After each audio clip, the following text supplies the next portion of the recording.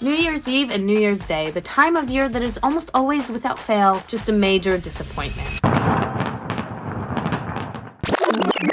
New Year's Day is supposed to be a glittering hallmark of fresh starts. Every January 1st, millions of us set bold resolutions, penning promises to ourselves with the conviction of a revolution. Yet as February creeps in, gyms empty out and planners collect dust, and the cry of "I'll start tomorrow" becomes the rallying cry of deferred dreams. But deep down, we all know we won't. Why? Because resolutions are the lies we lovingly tell ourselves year after year. And it's time to stop lying to ourselves and go about things in a way that actually leads to results. But how? We'll get into that shortly. Let's first quickly understand why the standard approach fails every time. The resolution trap. Resolutions feed on the fantasy of transformation. We imagine a future self who has it all together, leaner, richer, more disciplined, wildly successful. This person stares back at us from the mirror of our amazing imagination, a tantalizing promise of what could be. But here's the truth about why they often prove to be unsuccessful. Resolutions focus only on outcomes, not the effort, not the process. They're goals without blueprints, dreams without scaffolding. When we craft grandiose resolutions, we set ourselves up for failure because we're chasing a destination without knowing how to take the first step. And when the going gets tough, as it inevitably does, we abandon ship not because we lack willpower, but because we lack systems and direction. The cycle repeats, leaving us guilt-ridden and deflated. That in turn erroneously leads us to believe that we don't have the type of personality or character that it takes to actually succeed. But that couldn't be further from the truth. All you don't have are the proper processes and systems. There's actually a paradox when it comes to setting resolutions. Psychologists have discovered a phenomenon that the act of setting goals itself, writing them down, or sharing them out loud with a friend or loved one can psychologically trick our mind into a premature sense of actually having accomplished the task, which ironically reduces the likelihood of following through on it. One of the key studies on this subject is by Peter Gallwitzer, a psychologist at New York University who conducted experiments on what happens when we publicly declare our goals. In his research, Gallwitzer found that particularly when individuals share their goals with other people, they are less likely to achieve them. He concluded that the reason was because verbalizing or writing down a goal satisfies the brain's need for recognition and validation by triggering dopamine to be released in the reward pathway of the brain, therefore creating a premature sense of completion as though you've already made progress, even though no action has actually been taken. The mere act of telling someone else made them feel they'd already done something meaningful toward their goal, because the reward center of the brain is pre-activated simply by declaring that you plan to do the thing that you want to do. It reduces the motivation or incentive to actually do the thing,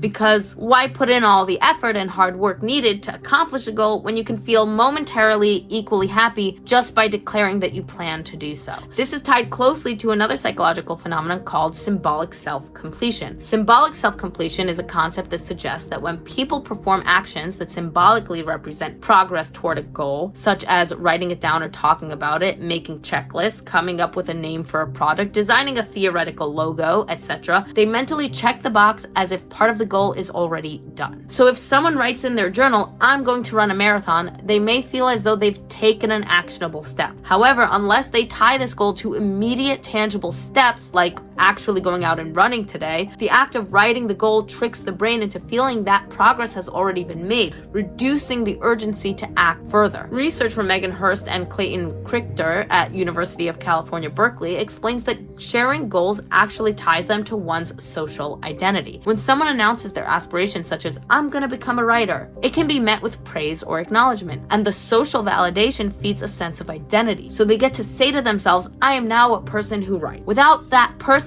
needing to back it up with actual effort. The Gallwitzer study also found that while forming detailed plans can help goal achievement, overly focusing on the end goal without emphasizing the step-by-step process required to get there actually hinders progress. People who imagined a detailed picture of their end goal, e.g. visualizing being fit or successful, felt a sense of achievement but often failed to take real steps toward it. The study concluded that focusing too much on the reward state detached them from the hard, unglamorous process needed to actually achieve it. Because in reality, no one wants to do the hard, unglamorous work. Most of us just want the instant dopamine hits because we live in a world of instant gratification where long and difficult tasks aren't very sexy, but lofty and luxurious goals are. Most of us don't want to actually put in the work for a sense of reward in 6 months or a year from now when we can trick our mind into experiencing a similar sense of reward instantly today. So for those people, if they have 30 minutes of free time today, they would rather spend those 30 minutes playing pretend and writing a list of New Year's resolutions, for example, to get fit and run a marathon, than they would to spend those very same 30 minutes actually just putting on their sneakers and running. But the problem is that the brief sense of reward eventually dwindles a few hours or days later. Slowly as years go on, you repeatedly fail all of your goals and resolutions, and then the cognitive dissonance between who you wish to be in your head versus who you actually are in your day-to-day life continues to grow wider and wider, and you are left with a feeling of dissatisfaction, disappointment, and shame as you discover that you are not the person you momentarily tricked your brain into thinking that you were. But then there are others among us. Now listen closely. These are the ones who will actually achieve something, the ones who will actually transform their health or their career or their finances or their love life. They're the ones who take those same exact 30 minutes and just get up, put their sneakers on, and go run. They don't waste their precious 30 minutes of free time creating a fantasy, making a fake company name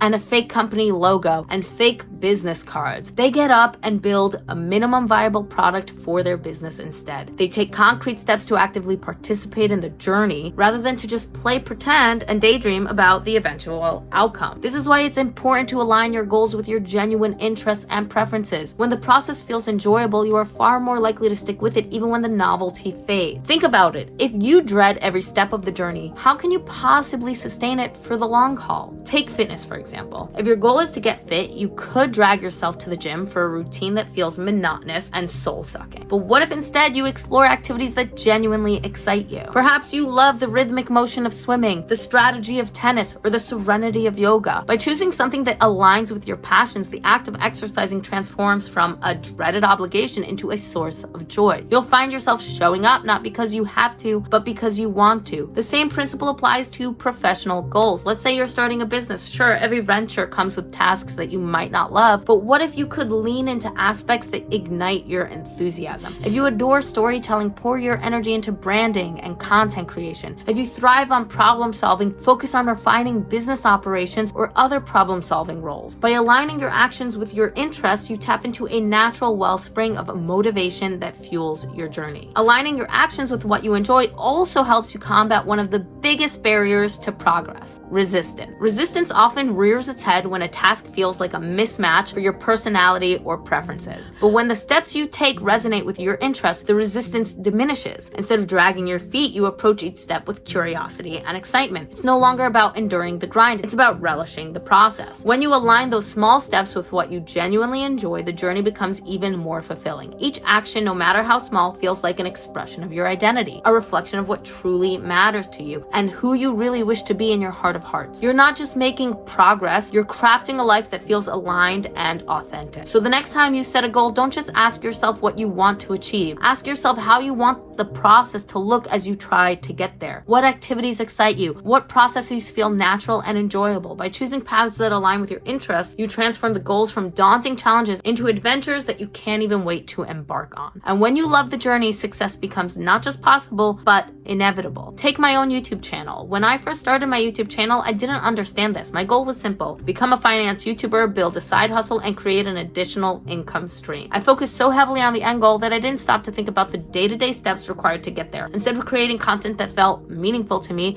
I tried to replicate what I saw others doing. I mimicked popular styles, topics, and video concepts, thinking that if it worked for others, it would work for me. But it didn't. My videos felt forced and inauthentic. They weren't boring exactly, but they didn't excite me either. I wasn't choosing topics I loved, I was choosing topics I thought would perform well. And because I didn't consider how much time and energy each video required or how the process aligned with my identity, the entire experience became draining. After 6 months, I burnt out. I wasn't making money, I wasn't seeing meaningful progress, and most importantly, I wasn't enjoying any part of it. So I stopped. but I didn't step away for very long, and when I came back, I decided to approach things differently. This time I focused on creating videos that felt natural to me, topics I genuinely wanted to explore. Instead of chasing trends or imitating others, I asked myself, what do I find fascinating? What stories do I want to tell? As I began brainstorming, ideas flowed effortlessly. Writing scripts no longer felt like a chore. I felt like it was an extension of who I was. Filming became something I looked forward to instead of something I dreaded. Now my channel feels like a natural reflection of my identity. Each video represents a piece of what excites me, and the process of researching, writing, and filming all feels very fulfilling in its own right. I experience much less resistance because I'm not forcing myself to fit into a mold. And the joy is no longer tied to an outcome, like making money or gaining followers. It's tied to the process of creating something that feels valuable and meaningful to me. This shift has changed everything. I'm more consistent, posting at least once a week, sometimes more. I no longer approach my channel with dread or pressure, but with excitement and curiosity. The goal is simply to create interesting videos each week that feel like a valuable expression of myself. In fact, the goals for me are actually broken down into even smaller micro actions, and I can cover my process in a separate video if that interests you as well. My new process is a lot more manageable, at least psychologically for me, week to week, and it aligns much more with my own personal identity, which in turn feeds my soul and keeps me going. You see, you will always fail at every resolution you make if you are only focused on reaching the destination. The destination should be a welcomed bonus, but you should really be focusing on how you can most enjoy the journey. That's what keeps you moving forward. Another study found that people who set vague goals or over-announce them are less likely to follow through compared to those who implement commitment devices or tie their goals to external consequences. What does that mean exactly? Well, using a commitment device means doing things like, if you want to save extra money, you set up automatic transfers to a savings account. Or if you want to get fit, you sign up for a public fitness challenge where a donation is automatically made if you fail. This leads to higher success rates because it forces real action as a result of a very real and known consequence. Many things can act as commitment devices. For example, let me tell you a story about Stephen Bartlett, the host of the Diary of a CEO podcast.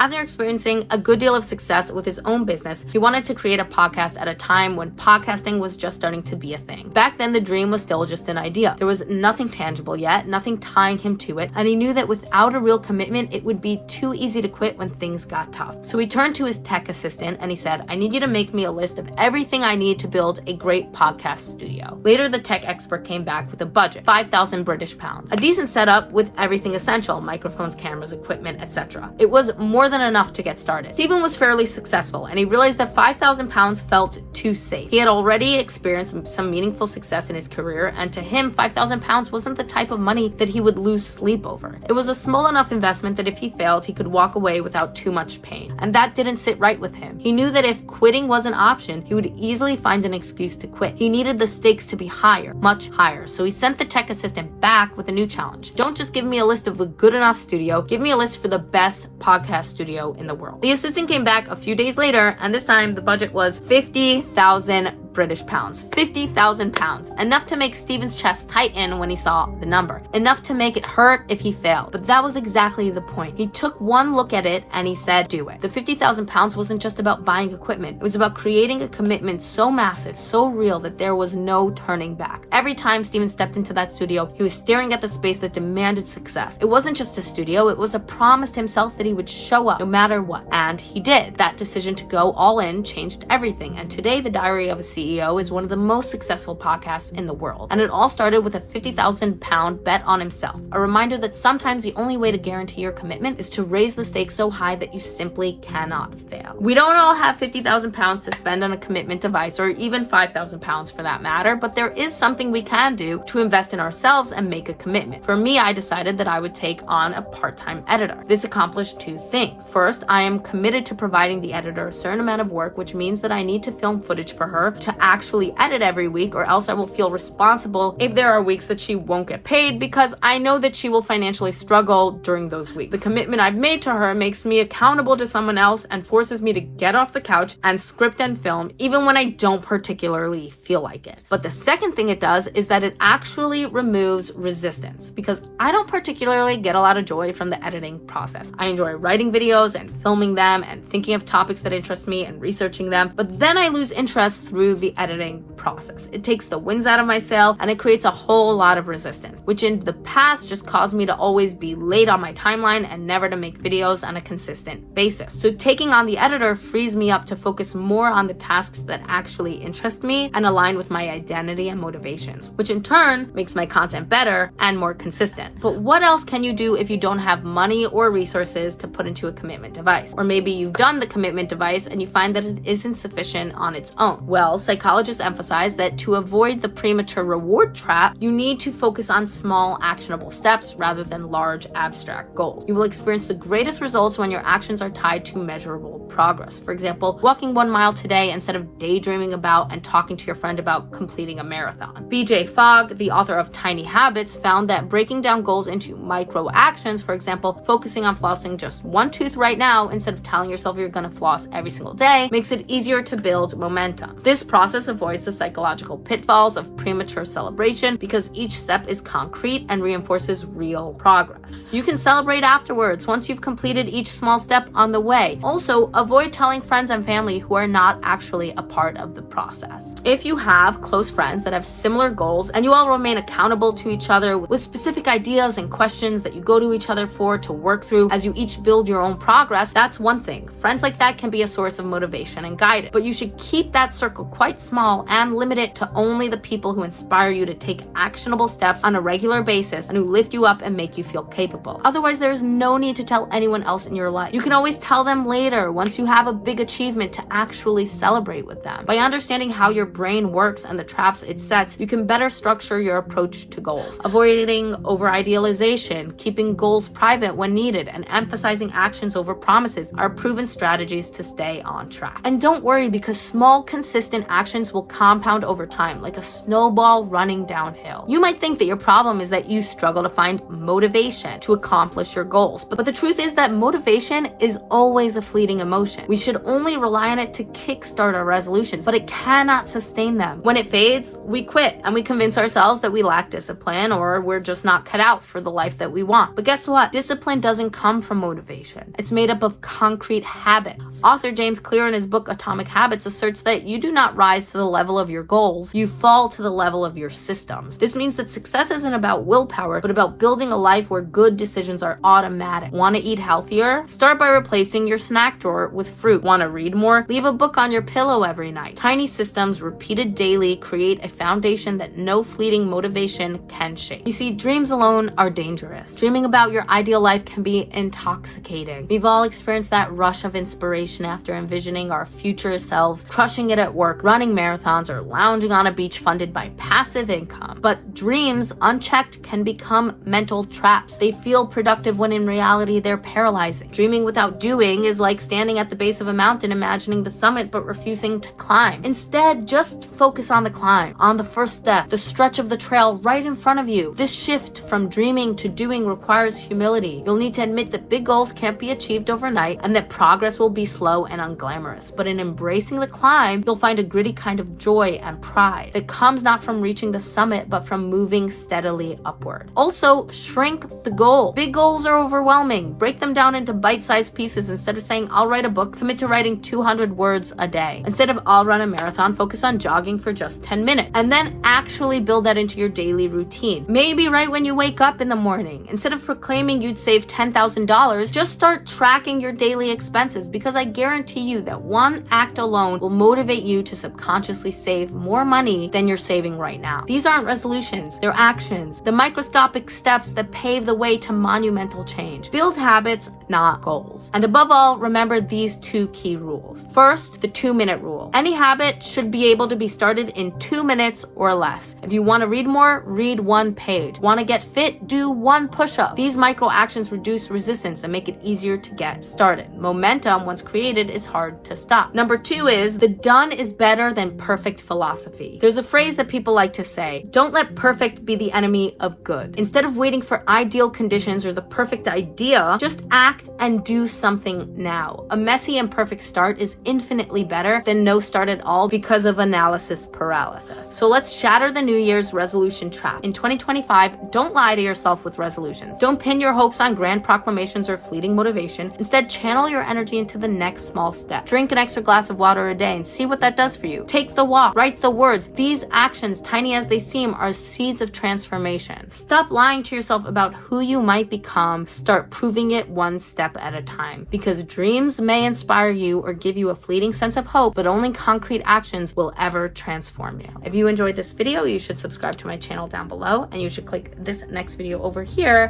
which YouTube really thinks you're gonna enjoy.